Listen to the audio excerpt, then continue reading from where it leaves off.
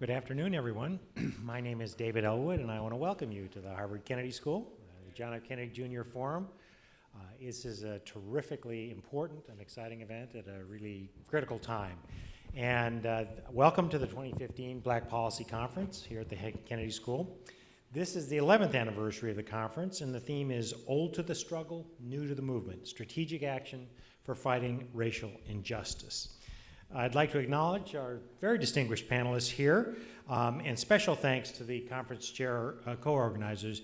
I think you have no idea how much time and energy it takes to put together something like this, and in order to make it easier and more helpful for them, we schedule exams and other things during the same time, so that way they can really learn from the experience. But I do want to thank co-chairs Samantha Jordan, Abdulaziz Saeed, and Maya Kane. So thank you all. Please.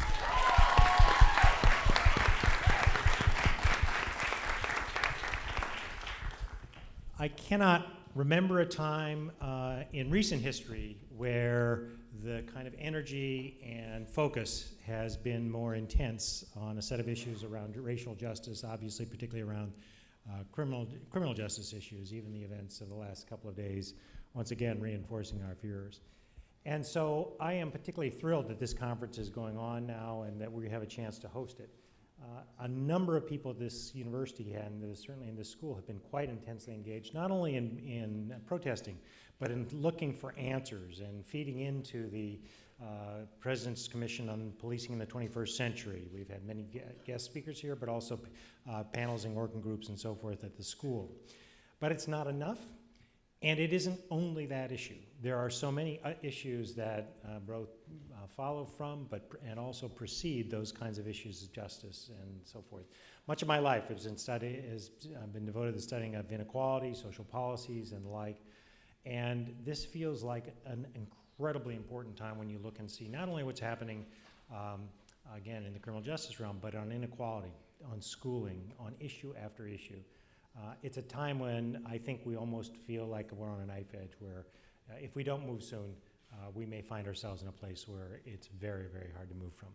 So thank you for taking the time on a Friday afternoon to be here, and for the weekend, I think it's really quite exciting and important. It is my job to introduce Karen Weaver, and that's a particularly joyous job for me. Karen Weaver here is our Senior Associate Dean for Degree Programs and Student Affairs at HKS, also just known as Dean of Students. I had the great fortune, astonishing fortune, to being able to hire her recently. She is a very distinguished, she previously had been involved in a small university based in Princeton, New Jersey. I don't remember the name of the university itself.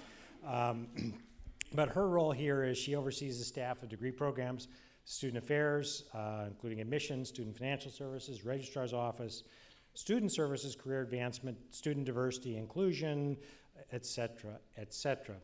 And one of the striking things is, besides doing all those kinds of things to make this school work for people and try and build an inclusive place, she's also been deeply engaged in the issues, particularly the issues this year, and a whole variety of other kinds of things. It's not actually very surprising because that she's involved well outside the school as well, because she has a PhD in history from Columbia. And so she brings to the table both a great deal of wisdom and empathy and understanding. She was recently reappointed, for example, to serve a second term as National Series Editor for Teaching Religious Studies, produced by Oxford University Press, another little-known university elsewhere. And she was a Klug Scholar at Columbia. She received a Merit Fellowship and so forth and so on. We are enormously glad, and all of us are quite lucky to have with us Karen Weaver. Karen? Thank you, Dean Elwood. Actually, I'm going to have you to come back up, Dean Elwood. I think the students have a surprise for you, so if you can just come on up. You want to come up on the stage? I think that would be great. Right there in the middle, if you don't mind, Dean Elwood. And I'm going to turn it over to Samantha. Hi, everyone. I don't like surprises. Well, sorry about that. My name is Samantha Jordan, and I'm here with my co-chairs, Maya Kane and Abdulaziz Saeed. We're the co-chairs for the Black Policy Conference. This is actually our 11th year. We began in 2004, which incidentally was Dean Elwood's first year here at HKS. And we wanted to take some time out to thank him and recognize him for all the work he's done to create spaces like this to talk about difficult policy issues, especially those that impact communities of color. So we have this plaque. We wanted to thank you from the Black Policy Conference for exceptional commitment and dedication to HKS students. Oh, thank you very much. Thank you.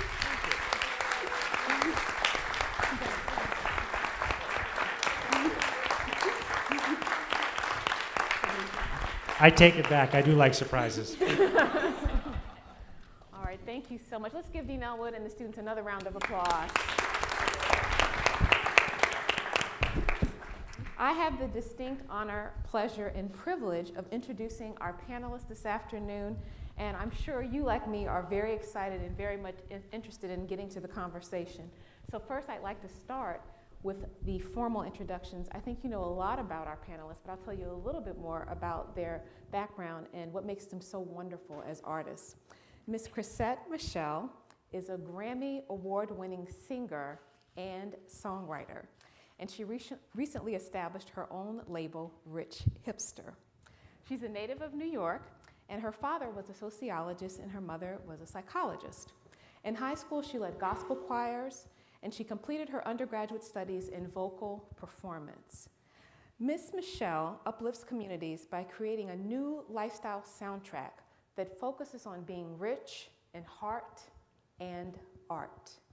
While traveling the world, her mission is to build brand new nations built on the act of giving, peace, and unity. Along the way, she's had notable hip-hop collaborations with prominent artists such as Nas, and The Roots, and so many others.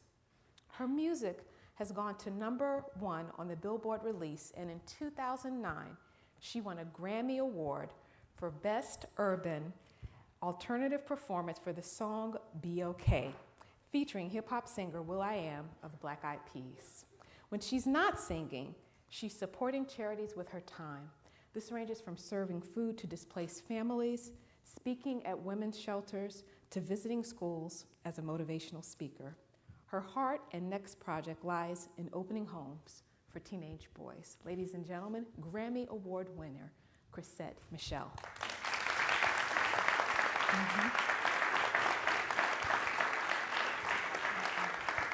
Our next panelist, Clint Smith. Mr. Smith is a teacher, poet, and doctoral candidate in education here at Harvard University, with a concentration in culture, institutions, and society. He serves as a resident teaching artist in Boston Public Schools and as a writing instructor at Bay State Correctional Center in Norfolk, Massachusetts. Previously, he taught high school English in Prince George's County, Maryland, and served as a public health worker in Soweto, South Africa. His research interests include critical pedagogy, mass incarceration, the intersection of art and activism, how literacy shapes the formation of adolescent identity, and youth civic education. In 2013, Clint was named the Christine Sarbanes Teacher of the Year by the Maryland Humanities Council. He has spoken at the U.S. Department of Education and has been featured on TED.com. Additionally, he has been profiled in the book, American Teacher, Heroes in the Classroom. Clint is a 2014 National Poetry Slam champion, an individual World Poetry finalist, and has served as a cultural ambassador for the U.S. Department of State, conducting international workshops on cross-cultural understanding and youth empowerment. Ladies and gentlemen, Mr. Clint Smith.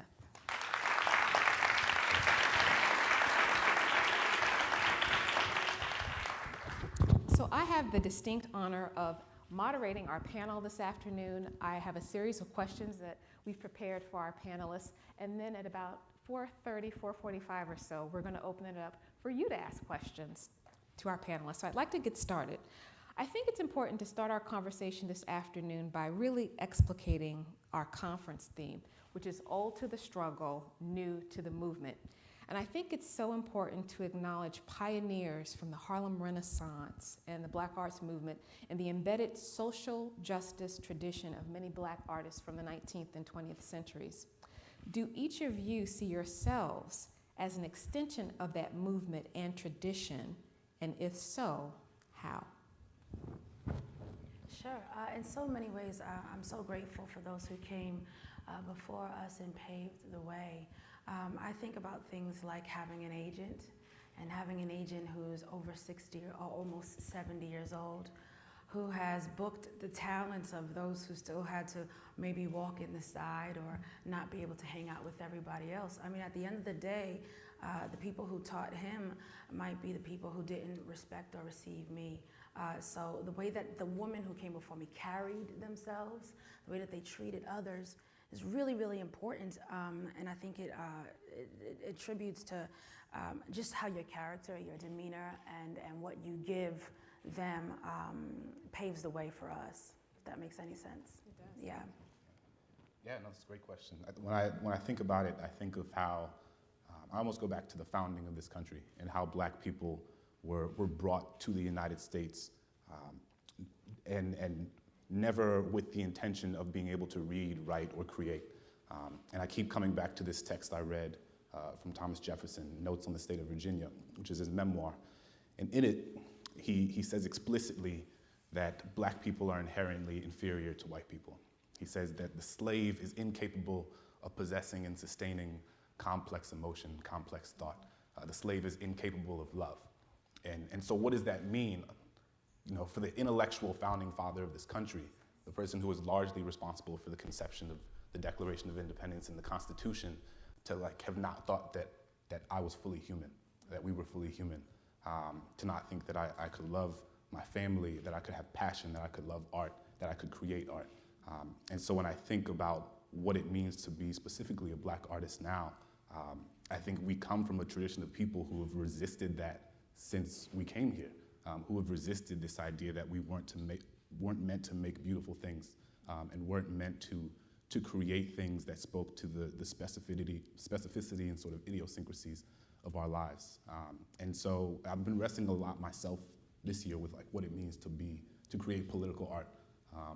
And that doesn't, in political art, I think when I first started doing poetry, I thought it meant that every poem had to be indignant. I thought it meant that it had to be about the man, boo white supremacy. I thought it had to be that sort of thing. But in thinking about that, I realized that, to come from an ancestry and the tradition of people who weren't meant to create and to create at all is in and of itself like a political act, and in and of itself is an act of revolution, right? And pushing back against this thing we were never meant to do. And so whether you're writing about Ferguson or whether you're writing about a flower, those things in and of themselves represent something really powerful and something that speaks to what we've decided to do in the face of a history that's been very violent towards us. Absolutely. And as Dean Elwood said, particularly with my background as a historian, I'm ever mindful of history and the arts and the intersection, and just how much courage and vision it takes to be an artist, and how it really challenges the very historical concepts of people of African descent not being fully human. So thank you both for those. Oh, sure. Make another point, because I love what you said about it. It may not necessarily be a specific lyric. At the end of the day, too, there are so many ways to support our community by where we showcase our art, and so you might have your flower in a black-owned gallery and create traffic there. You might hire perhaps a black promoter to promote your shows. I know agencies, huge agencies, and there are only really 4 of them in America that will not take phone calls from us. And so when we take our own phone calls from each other, when we support our own businesses, sometimes that's making a statement and saying, this Grammy Award-winning artist is performing here tonight, and this is who hired her, this is who brought the chairs to the venue, and this is who was the cleanup crew. And when we stand up for each other, I think we make a statement and say, we are just as great as. So it's artistic, but it's also economic, political, and social as well. Absolutely. And I want to keep going with this theme. On one hand, music, poetry, and the visual arts have an aesthetic value. There's beauty. There's something that you appreciate about what's created. But on another level, there is the power of the message that is conveyed in the piece or in the artistic rendering.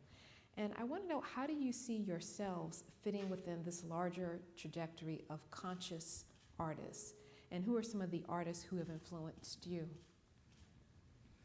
Queen Latifah is somebody who I think is just, UNITY was the big record. I mean, we all sat around in our living rooms with leggings on and big top hats like she had on and sang UNITY. And that was a moment because she was in the midst of so many other things going on, and to sing a song about unity. So she was somebody who definitely influenced me. Do I think that I make a similar contribution? I'm thinking about Queen Latifah today, and the movies that she's on today, like Hairspray, the places that you find her on HBO now, she's coming out with. So for me, it's really about where she puts herself, where she allows herself to be seen. That says a lot about how valuable she thinks her art is, and who she thinks should see it, who she thinks should pay for it. Interesting, yes. Yeah, I always come back to James Baldwin. I mean, Baldwin is in many ways kind of like, if I have any sort of problem in life, like if, I'm struggling with issues of systemic oppression, or if my tooth hurts, I'm like, I just need to read some James Baldwin, everything will be okay. Jimmy will tell me what to do. No, but I just think he wrote so prolifically in such a remarkable way, and the fact that he wasn't traditionally educated. And a lot of what this year has been for me, and you mentioned in my biography, I've been working at a correctional center in Norfolk, Massachusetts. A lot of what the reading of James Baldwin and then working at that center have been this sort of decoupling of what it means to be well-schooled as compared to well-educated, right? And we sit in this place that represents something very powerful, sort of the intellectual bastion of this country and maybe the world. But I think it's so important for us and for myself to remind myself that there exists an entire world of folks beyond this institution and beyond the academy who bring a rich sort of like intellectual, conscious, political disposition to a lot of these issues we're talking about. I was recently thinking about the word conscious is interesting because I think it denotes a sort of like intentionality. And I was thinking about, to your point, this idea of artists having access or not having access to certain spaces. And so in my context, I'm thinking about the literary world. And I'm thinking about growing up and how few authors there were who looked like me, or how few authors there were who talked about my life as I experienced it. And so for me, I was really disillusioned with reading and school as a kid until I came across Walter Dean Myers and his work. And for folks who aren't familiar, Walter Dean Myers is like an incredible African-American young adult fiction writer, and just wrote series and series of books about with young black male protagonists. And it was really the first time that I had the opportunity to like see myself in books and see myself and kids who looked like me living on the page, and that was powerful. And so would Walter Dean Myers consider himself a conscious writer? I don't know, but I think he wrote purposefully, and I think he wrote for a group of young people who had largely been left out of the literary canon. And for me, that's I try to take a similar approach. I don't know if I consider myself conscious as much as I just try to be honest. You want to add anything? No, the conscious versus honest, I won't go there, but I really, I'm going to ponder on that one. Yeah, because do they go hand in hand? Are you doing your duty if you're not both? I mean, when those two things have to verse each other, then how much of either are we being? And it's such a tough call because you're an artist. First of all, you don't want to offend anybody. Certainly. You want to be able to speak to everyone, and then two, you want to get something off of your chest that really means something to you. So the consciousness artistic, there's really kind of a fluidity, right? There's got to be, and that's almost so. The art of being an artist, yeah? Certainly, and I think that, I guess sometimes I worry that with the term conscious, it can become sort of restraining, right. In that it limits one's ability to speak to like the totality of an experience, right? That. So when Talib Kweli or Common or Mos Def, who are rappers that I looked up to growing up and like very much, they saved my life in many ways. Whenever they were labeled the conscious rappers. And so whenever they talked about something that wasn't injustice, just directly, everybody was very disillusioned, and they were like, oh my gosh, like I can't believe Common is talking about like, you know, going to a party. That's crazy. Like, what? But it's like, no, he's a person, you know, and like he wants to have a good time, and he wants to like fight oppression and turn up, like, and that's okay. And so I think I say honest because I want folks who are honest about like their whole experience and their whole life. I love that point. I love that. That's great. Well, I want to transition to something a little more serious, only because I was thinking about how the students earlier acknowledged Dean Elwood and his tenure here as a dean. And one of the things he did earlier this year was to host a town hall meeting that he and I co-moderated in order to have a community-wide conversation about what happened in Ferguson with Michael Brown and Staten Island with Eric Garner. And many of you may also be aware of the recent killing of Walter Scott in South Carolina. And I just wanted to know, what are your personal reactions to what happened? And do you think artists have a responsibility to address big issues? Like, listen, the second part goes back to one of the points that you raised earlier about how do you create an inclusive conversation or dialogue and not alienate some of your fans? So I'm really interested in that latter point. So I recently had the incredible opportunity to present at the TED conference in Vancouver, British Columbia. And I remember I got the email, and they were like, Clint, we would love for you to come perform at TED, and we're hoping that it can be something positive and uplifting. And I was like, okay. And this was right after Tamir Rice had been killed. So that was on my heart and mind a lot. And so, you know, I was in sort of an emotional space, and I responded, and I was like, hello, thank you so much for the opportunity. I plan on talking about how white parents have to how black parents have to raise their children in categorically different ways than white parents just to keep them alive. Thanks. And then I didn't hear back from them for like 3 weeks, and I was like, oh, well, I guess I'm not speaking at TED anymore. But then they responded, and they were like, well, we hope it can end with hope and resilience. I was like, all right, middle ground. But when I knew I was going to this place that represented almost like a different stratosphere of like power and wealth. I mean, it's a crazy place. Like Al Gore is like chilling at the salad bar. Bill Gates is walking around in an Ebola suit. It's like a very bizarre, remarkable place. But I wanted to make sure that I was bringing work that was going to push that audience in a way that I wasn't sure they otherwise would be. And so a lot of what I thought about and continue to think about is how can I create work that is unsettling, because so many of these are unsettling issues, without making it so uncomfortable that people tune out. Because I think so often what happens, especially, you know, in the progressive community, is that folks can make people feel like personally implicated. And that's not to say people shouldn't, because a lot of times folks are complicit in what's happening around them. But I think if somebody feels like you're calling them a racist before you ever have the opportunity to like meaningfully engage them, I don't think that's productive at all. And so a lot of that, I think, comes from speaking from a specific vantage point, right? And so when I went, I did a piece that spoke about what it was like having, growing up in a world where like my parents had to make decisions between whether or not to let me be like a child in all of that represents, as compared to like trying to keep me safe and keep me alive. Yeah. I understand that I'm some people's voice, and was always comfortable saying that. But if someone keeps telling you something, just get over it and deal with it. Essentially, I'll come out with an album, and it'll be an album where it was scientifically created to be played on the radio. And it will be played on the radio, and there will be a top 10 song on there, and people may or may not purchase it, but usually they will. Then I come out with an album called Let Freedom Reign, and I quote a lyric that goes, I'm not Afro-American, I'm just black in America, just a passive American making believe I'm better than what we've been. And I get deep, and I say what I really wanted to say on the first one, and not as many people buy that record, right? But maybe half as many. And then I'll come back out with another one where it's scientifically created to be played on the radio.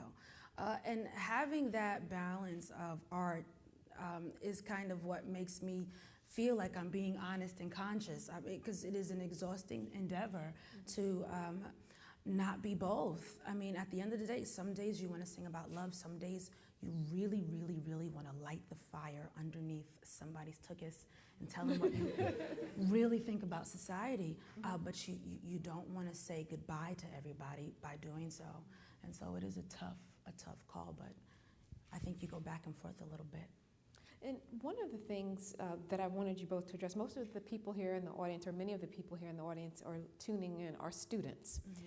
What advice do you have for aspiring artists who are trying to make a change in society, but who are also trying to make a living, whether it's paying for groceries or paying for graduate school or a place to live just to sustain themselves? What advice do you have for them? Yeah, I mean, there's so many.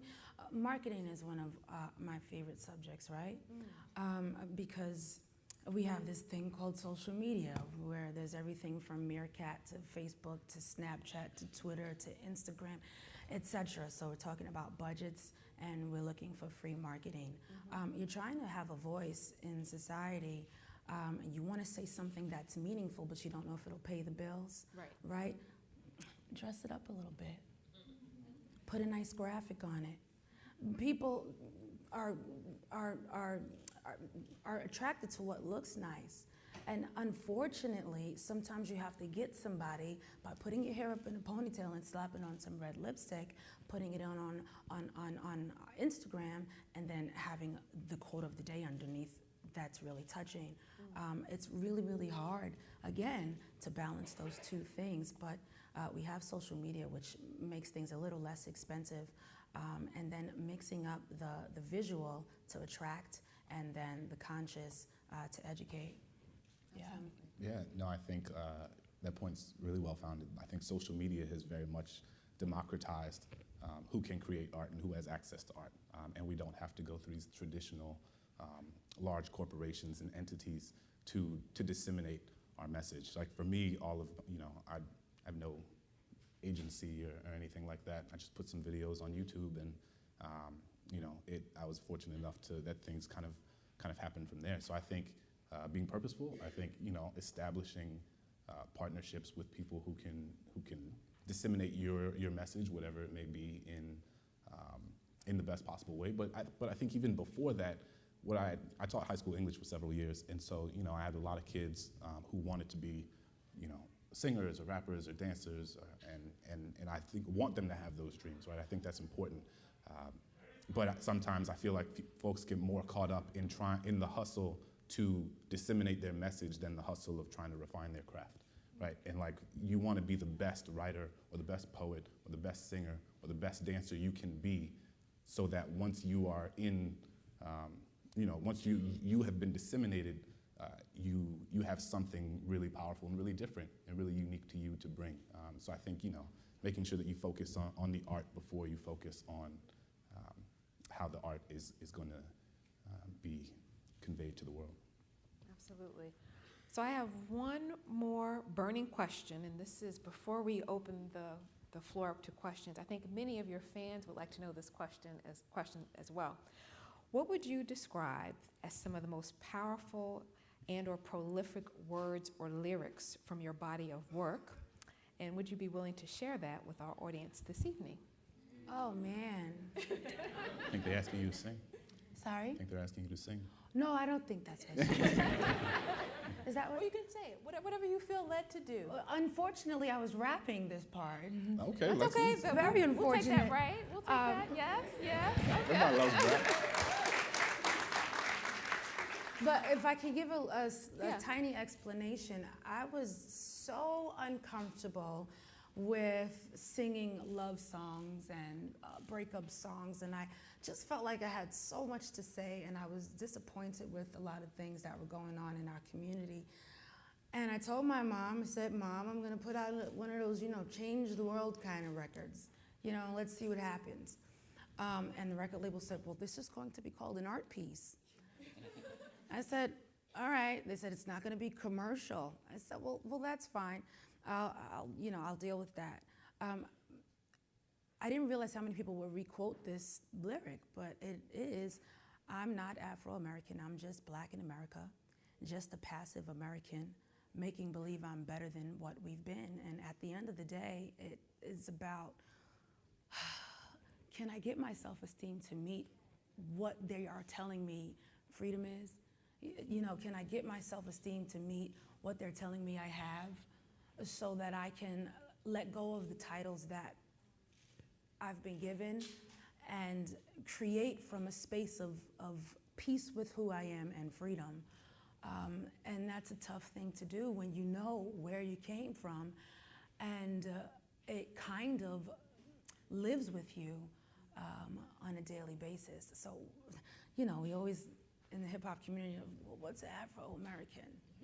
What exactly is that? And there's all these incredible definitions. But really, I think maybe I might be an American with brown skin. And that's uncomfortable to say in front of people, but it's what I thought. So that was the lyric. Yay, thank you, thank you, thank you, Yeah. thank you. Yeah, I think I'm going to actually do a part of a poem from what I did for my TED Talk.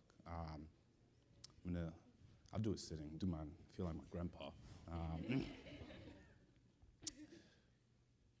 One night when I was 12 years old, on an overnight field trip to another city, my friends and I bought super soakers and turned the hotel parking lot into our own water-filled battle zone. We hid behind cars, running through the darkness that lay between the streetlights, boundless laughter ubiquitous across the pavement. But within 10 minutes, my father came outside, grabbed me by my forearm, and led me into our room with an unfamiliar grip. Before I could say anything, tell him how foolish he had made me look in front of my friends, he derided me for being so naive, looked me in the eye, fear consuming his face, and said, "Son, I'm sorry, but you can't act the same as your white friends. You can't pretend to shoot guns. You can't run around in the dark. You can't hide behind anything other than your own teeth." I know now how scared he must have been, how easily I could have fallen into the empty of the night, that some man would mistake this water for a good reason to wash all of this away. These are the sorts of messages I've been inundated with my entire life. Always keep your hands where they can see them. Don't move too quickly. Take off your hood when the sun goes down. My parents raised me and my siblings in an armor of advice, an ocean of alarm bells so someone wouldn't steal the breath from our lungs, so that they wouldn't make a memory of this skin, so that we could be kids, not casket or concrete. And it's not because they thought it would make us better than anyone else. It's simply because they wanted to keep us alive. All of my black friends were raised with the same message. The talk given to us when we became old enough to be mistaken for a nail ready to be hammered to the ground, when people made our melanin synonymous with something to be feared. But what does it do to a child to grow up knowing that you cannot simply be a child, that the whims of adolescence are too dangerous for your breath, that you cannot simply be curious, that you were not afforded the luxury of making a mistake, that someone's implicit bias might be the reason you don't wake up in the morning. But this cannot be what defines us. Because we had parents who raised us to understand that our bodies weren't meant for the backside of a bullet, but for flying kites and jumping rope and laughing until our stomachs burst. We had teachers who taught us how to raise our hands in class and not just to signal surrender, and that the only thing we should give up is the idea that we aren't worthy of this world. So when we say that Black lives matter, it's not because others don't. It's simply because we must affirm that we are worthy of existing without fear when there are so many things that tell us we are not. I want to live in a world where my son will not be presumed guilty the moment he is born, where a toy in his hand isn't mistaken for anything other than a toy. And I refuse to accept that we can't build this world into something new, someplace where a child's name doesn't have to be written on a t-shirt or a tombstone, where the value of someone's life isn't determined by anything other than the fact that they had lungs, a place where every single one of us can breathe.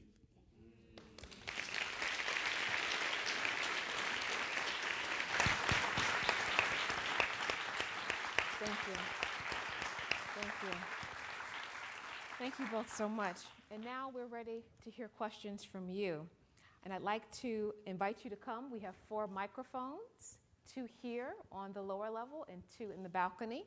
All questioners, we just ask for you to identify yourself. And remember, a question, no speeches. And if you can end your question with a question mark, that would be great. So if you could come now and present your questions to our illustrious panelists. Okay, we're going to start right here. If you could say your name. Hi, my name is Genesis Fonseca, and I'm a first-year PhD candidate in American Studies. My question is actually for you, Clint. I was wondering if you could share with us a little bit more about the Black Poets Speak Out movement online. I think it's important for people in this audience to know about that. Yeah, no, thank you. So the phenomenon that Genesis is referencing, Black Poets Speak Out, was started by a group of Black poets from the Cave Canem Collective, which is this Black artist retreat based out of University of Pittsburgh. And they came together after Michael Brown, Eric Gardner, and a lot of these killings and non-indictments, and came together and say, what is the Black artist's responsibility, and specifically the Black poet's responsibility in this space? And they kind of created a database for all of us to come together and put up these YouTube videos that were poems specifically delineating the sort of nuances and idiosyncrasies of Black life as it relates to state-sanctioned violence, and even beyond state-sanctioned violence, because a part of the point of that movement was to ensure that we weren't being defined by these things that were destroying us or that were trying to destroy us, and that what Black life represents is so much more than this perpetual inundation of violence that we're subjected to and that we see. And something that I've been thinking a lot about, because, you know, with the man who was killed in South Carolina, Walter Scott, you know, for 24 hours, my Facebook feed was all videos of this Black man being shot. And I'm thinking, like, what sort of trauma does that exact on people to perpetually watch Black people being killed on an ongoing, ever-present basis? And certainly it's important because it brings forth attention and critical awareness in a way that maybe didn't exist before. Not that these killings didn't exist before, because they did. Now that cell phones are more ubiquitous, people can catch them or capture them rather. But and I think the Black Poets Speak Out is similar in that, like, we have this opportunity and we have this opportunity to use art to push back against that being the singular image of what Blackness is, and showing that Black people, again, like, can create in the face of a violent history and a violent reality that we kind of live in right now. Yeah, thank you. So yeah, you guys can find it on Facebook, just hashtag Black Poets Speak Out. And it's a really beautiful space of empowerment, pain and empowerment, but also just consciousness. Thank you. Thank you, Clint. Thank you. Our next question right here on our right. Oh, my bad. I was getting too much into my shirt. My name is Jamarcus, and so I'm from Arkansas, and I went to college in California, and now I'm working here. And I noticed that the Black experience in the United States is similar, but there's like subtle idiosyncrasies relative to what geographic region that you're in. And so my question is kind of along the lines of, when you're formulating whatever type of lyrics or any type of thoughts that you're going to express, how do you try to make sure that they're representative of the experiences that all people, all Black people in the U.S. face, but also that they're also make sure that it's not too general to where they can just be applied to anyone. So I'm just trying to make sure that you can speak to everyone at the same time, but also make sure you're hitting people relative to what they actually experience and relative to what they live. Mm-hmm. Yeah, being politically correct is not my forte, and I don't try to make it my forte. Sometimes I'll say one thing in Detroit, Michigan, that I won't say in Connecticut. And I might say something in New Orleans that I might not say in Los Angeles, California. I might even create something on Instagram or whatever a social media platform, and only say it when I visit that city and title it to that city. I might only put a song on certain radio stations in certain cities. So I am pretty conscious of who I'm speaking to, and I'm okay with, veering on the line of perhaps somebody in Los Angeles hearing something I said in San Francisco. Right. Yeah, I think I'm like very clear that I don't speak for the whole Black experience, right. And I never try to write in a way that is like, this is what all Black people think. Right, I've been in enough classrooms when where I was like the Black voice. You know, we're reading Toni Morrison, the Black perspective. Yeah. We're reading Toni Morrison, and people lean over like, Clint, what does Toni mean here? Or like, what do the Black people think? And I was just like, So, we're not a homogenous community, as you alluded to. Like, we are a very diverse group of folks within this demographic. And it would be disingenuous and problematic if I were to try and write from a perspective that wasn't my own, right? And again, that's part of being honest, right? And like, I'm honest about my own positionality. I recognize that like my Black experience is different than your Black experience, and different than everyone in this. All of our experiences are unique and different, but I think there's sort of underlying thematic, underpinnings that exist across the experience. And even if someone does it, so when I did that poem at the TED conference, there were very few black people at TED, but there were people who came up to me afterwards and said, I never realized it was like that. Like, I can't imagine having that conversation with my son. I'm so sorry. And for me, that it's because I spoke from my own life, right? I didn't try to say, like, this is what all Black people experience. I said, this is something my dad had to tell me, like, every day growing up. And that is my reality. And if it's someone else's reality, that's great. But it's important for you to understand that I'm only speaking for myself. And it may be reflective of a larger phenomenon, but that's not for me to decide. Great, thank you. Yes, right here. Thank you. This is wonderful. My name is Craig Kelly. I'm a mid-career here. And I think that a lot of us have both to learn stuff and to unlearn stuff we think we know. And how do you, as artists, combine the teaching of new things and helping people unlearn the stuff that they learned long ago that they would like to jettison but have difficulty doing? Thank you. That's a great question. I love to make sure that, I'm sorry, but marketing, it's again, making sure that young people are in the same room with old people in a non-intimidating environment, kind of like this room. This is an incredible space where people...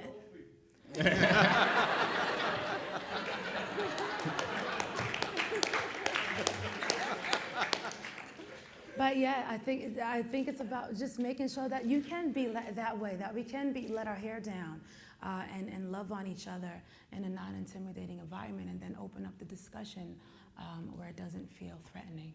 Yeah, no, and I think that's a great question. I think it's something that, we've obviously been wrestling with here. You all have been wrestling with it at the Kennedy School. We've been wrestling with it at the Ed School. Like, how do you create spaces for people to engage in these conversations, being cognizant of biases and preconceived notions and prejudices that people are bringing to that space. And it's hard, right? It's hard because I'm a deep believer that it's never the responsibility of an oppressed group of people to convince the oppressor, so to speak, that they are human, right? Or that they are worthy of existing in just a normal human way. I don't think it's the responsibility of queer people to do that. I don't think it's the responsibility of Black people, immigrants, poor people. With that said, I think that someone from that group can make a decision as to whether or not they want to engage. It's not, and I think the specific thing is about around the world responsibility. So while it's not someone's responsibility, I think that someone can make a decision that, like, I want to engage this person who is different from me, who may have views that I deem as problematic, but I'm going to meet them where they are, and we are going to engage in a dialogue and conversation moving forward from there. But I think it's important for those who are coming from the majority never to impose that responsibility on someone else, instead to have that be offered to them, instead of saying, like, oh, well, I don't understand this, tell me. Waiting for that person to say, like, this is something, because that's a traumatic thing, right? To have to, like, delineate your entire life of trauma and violence, and that's exacted on you in both a macro and micro way. And that's a decision that someone has to make, I think, very much for themselves. Thank you. Our last question. Yes, right here. Sorry. Wow, I'm so lucky. Thank you so much for being here. My name is Joelle. I'm a first-year MPP student here. And my question, I think, follows quite well with the other one. I guess going beyond creating spaces to talk about these issues, I wanted to ask, what has been your experience as an artist taking your art from personal expression to the point where it is actively involved in inciting a movement or joining a movement or getting people to change their behavior? And I ask this in the context of those of us who are interested in art, who want to use it as a tool, but right now it's stuck in that place of just personal expression. I mean, there's so many different kinds of platforms again, and we live in a world where, I mean, freedom in that way is awarded us greatly, from social media to schools. I mean, there are so many places to begin expression. I've been having a lot of fun with something called the Pose and Post Symposium. And it might sound, fun and silly, but essentially it's a group of girls who decided, let's get each other together in a room and share how we, create our art and how we market it and put it out there for the world to see. You can start your own little groups, you can start your own things. And we live in a world where word of mouth and social media spread really quickly, but it's really about joining forces with the artists next to you and saying, come on, let's do this together. And that's what makes it fun, and that's what makes it spread. Does that mean you're gonna put me on the track? I would love to. And I think that's what I heard. And that's the reason why I choose my features so carefully. Yeah. That's the reason why I have a feature with Rick Ross and Talib Kweli. And Clint Smith. Do you know what I mean? I'm down. Absolutely. That's how we do it. Yeah. That's how we do it. What can I say? You both have been fantastic. Ladies and gentlemen, Chrisette Michelle, Clint Smith, please join me in thanking them.